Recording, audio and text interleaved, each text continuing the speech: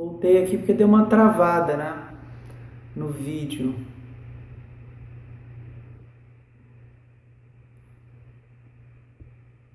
O Periscope travou aqui, então vamos voltar.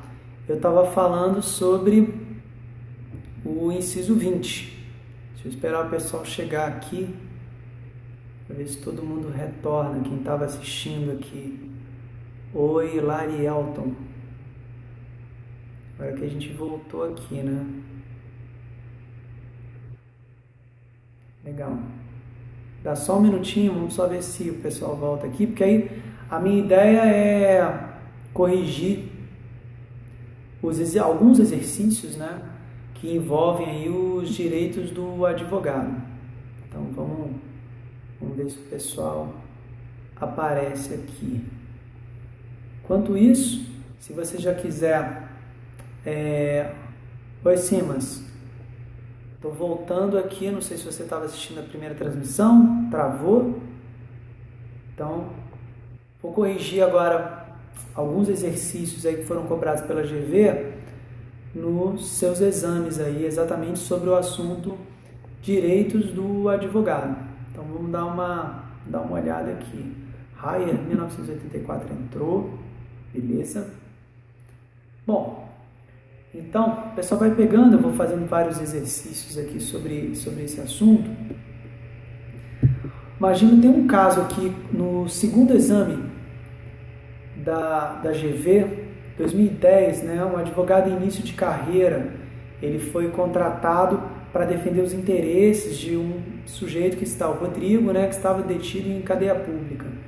Ele dirigiu-se ao local onde estava o seu cliente retido, buscando informações sobre a situação, recebendo como resposta do servidor que estava de plantão, que os autos do inquérito estariam concluídos com a autoridade policial e por isso disponíveis para consulta.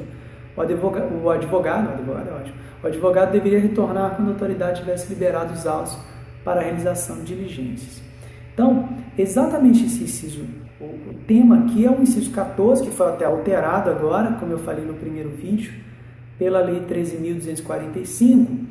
Então é importante aí só você lembrar da redação do inciso 14, que apesar de ter sido alterado, mantém o mesmo espírito. Né? Então, cuidado aí achando que o inciso 14 não vai cair. Pode até ser que a nova redação não caia no exame agora em abril, mas com certeza esse é um assunto muito, muito importante. Então a resposta correta dizia que o acesso aos autos de inquérito policial é direito do advogado, mesmo sem procuração ou conclusos à autoridade policial.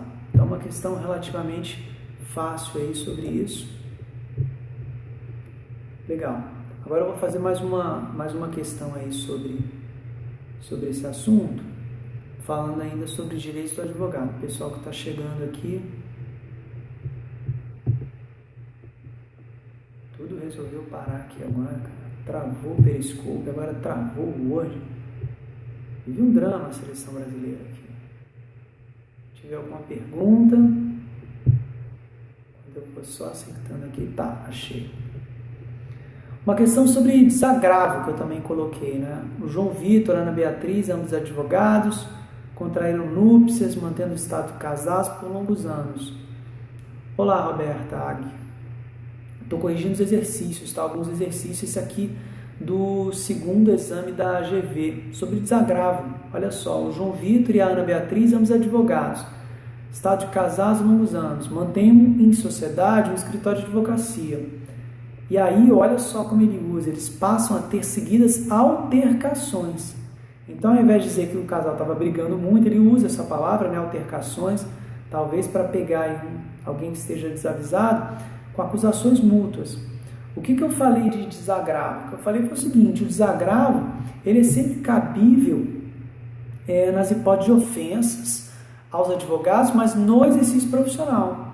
Então, a resposta correta aqui para este caso dado pela GV era de que nenhum ato poderia ser realizado pela OAB, tendo em vista que as ofensas não ocorreram no exercício da profissão de advogado.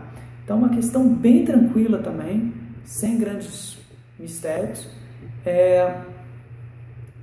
Uma outra questão cobrada no segundo exame. Veja quantas questões cobradas no segundo exame. Às vezes isso acontece.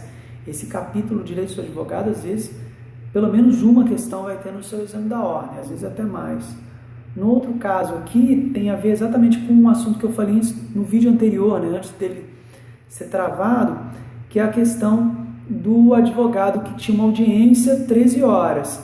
Chegou meia hora de antecedência e foi comunicado pelo oficial de justiça que a pauta tinha 10 eventos e que a primeira havia sido iniciada às 10 horas, já tinha atraso de 1 hora, mas a autoridade judicial encontrava-se presente no foro. Então isso resolve o seu problema na hora, que é a questão que você tem exatamente falando sobre o inciso 20, né, do artigo 7º, ou seja, o atraso superior a meia hora, ok, mas se a autoridade que vai presidir o ato estiver presente, então neste caso o advogado ele é obrigado a esperar exatamente a audiência. O interessante aqui, eu lembro dessa questão comentada em sala de aula, é que a resposta correta dessa questão do segundo exame dizia o seguinte: a resposta correta, o atraso que justifica a retirada do advogado está condicionado à ausência da autoridade judicial no evento. Exatamente. Mas tinha uma alternativa que dizia o seguinte: meros atrasos da autoridade judicial não permitem a retirada do advogado do recinto. Na verdade, não tem nada a ver se é de meros atrasos, se é eventual, se não é eventual. 30 minutos, a autoridade não está presente, você pode sair. E como eu brinquei, né? Você não deve sair gritando nenhuma palavra de ordem contra ninguém nos corredores do fórum. O que você tem que fazer é comunicar em cartório exatamente registrando a sua saída. Também no segundo exame, uma questão aí sobre o inciso 9º do seu artigo 7º, aquele que foi declarado inconstitucional pelo Supremo, que eu comentei com você, que um advogado compareceu à sessão de tribunal com o objetivo de sustentar oralmente um recurso. Iniciada a sessão de julgamento, após a leitura do relatório pelo magistrado, apresentou sua defesa. No curso do julgamento, houve uma menção pelo relator de datas e folhas constantes dos autos que se revelam incorretas. E o que ele pode fazer? Aí é aquela história, como você não tem um inciso 9º para você poder voltar à tribuna e sustentar por mais 15 minutos, você tem que lembrar do inciso 10. Ou seja, o advogado pode pedir a palavra pela ordem. Então é bem tranquilo, o gabarito poderá usar a palavra pela ordem para esclarecer questão de fato que influencie o julgamento. Então, muito tranquilo. No terceiro exame, deixa eu ver aqui, uma questão sobre a inviolabilidade.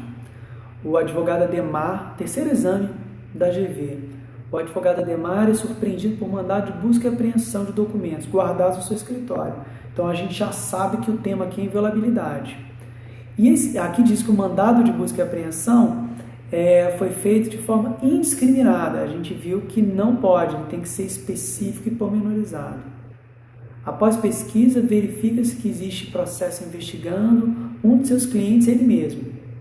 Os documentos de toda a sua clientela foram apreendidos. Pode? Não. Só poderia apreender os documentos do advogado e do cliente que está nos mesmos autos, né, dessa investigação. Por isso é que a resposta correta, aqui para mim a letra B, houve excesso na apreensão de todos os documentos da clientela ao advogado.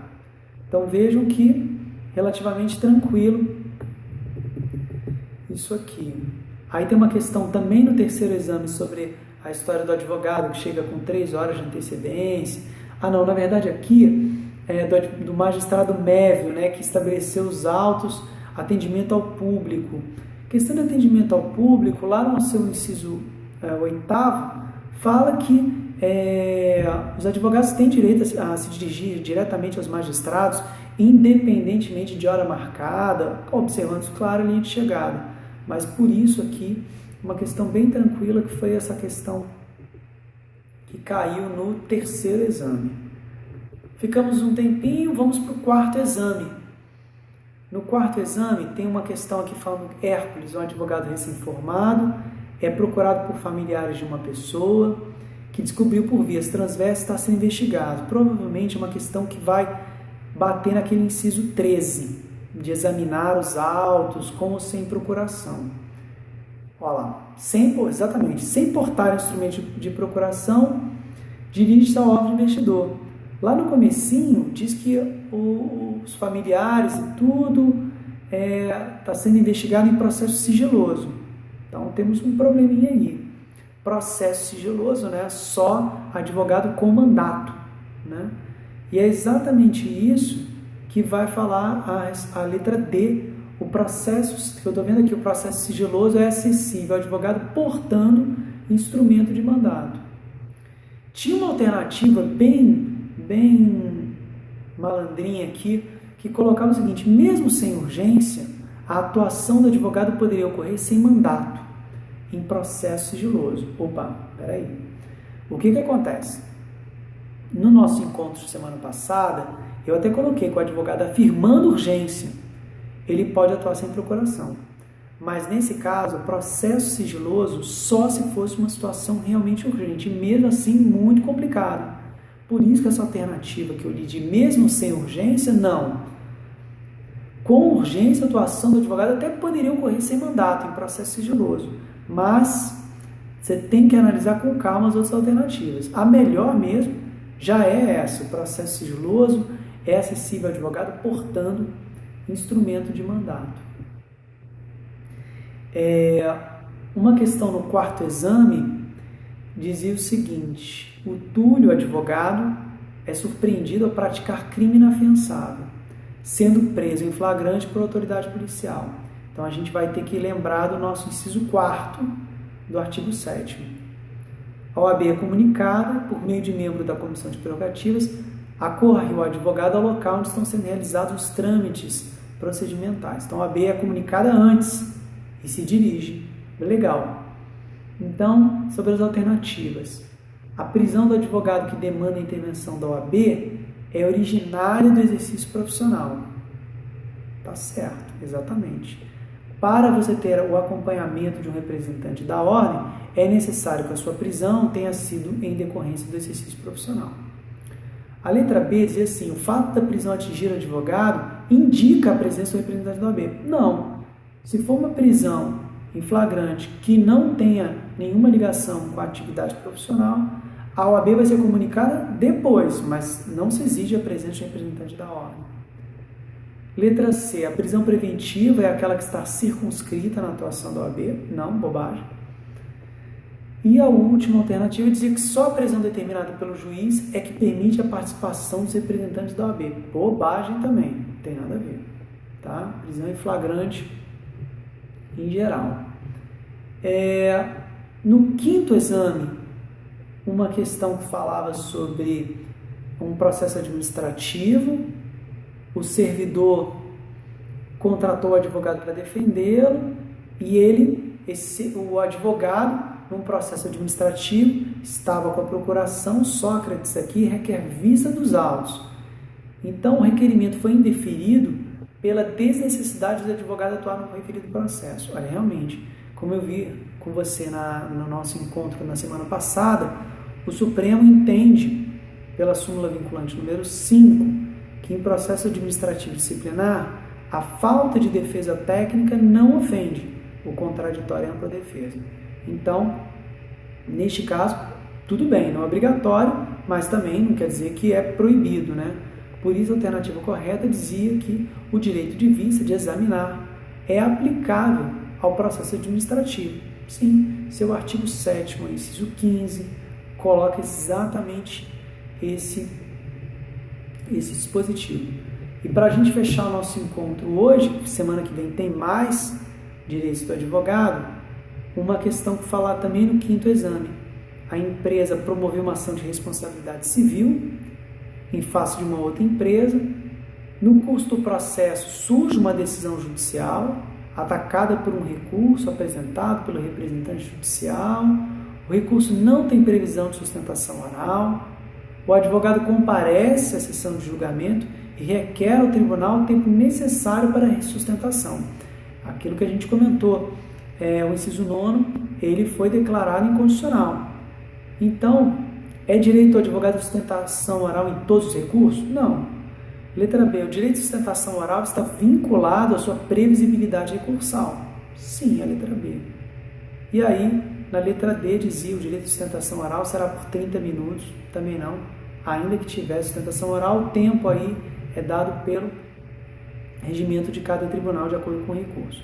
Bom, estendemos aí um pouquinho hoje, teve vídeo travado, teve tudo, mas na próxima terça-feira eu continuo conversando com vocês sobre direitos do advogado. E aí a gente vai ver o próximo direito do advogado, novo direito do advogado, que é o primeiro novo direito do advogado, que está ali previsto no inciso 21 do seu Estatuto da Advocacia. Lá no artigo 7º, inciso 21, há um novo direito do advogado.